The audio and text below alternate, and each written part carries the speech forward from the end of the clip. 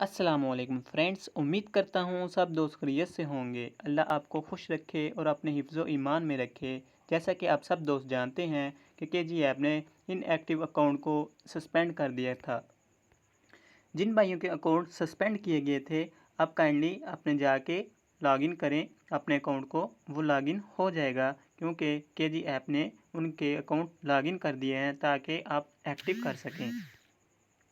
और एक्टिवेशन की फ़ीस भी कम कर दी है। अगर कोई भाईजान एक्टिव करना चाहता है तो कर सकता है। जिनके वीआईपी 1 और वीआईपी 2 पैकेज हैं, उनकी फ़ीस 500 कर दी गई है। अगर आपके अकाउंट में कुछ पेमेंट है तो आपका रिस्क लेना बनता है। आप रिस्क ले सकते हैं, मे बी आपका पैसे बच जाएं, ऑल पेमेंट मिल जाए।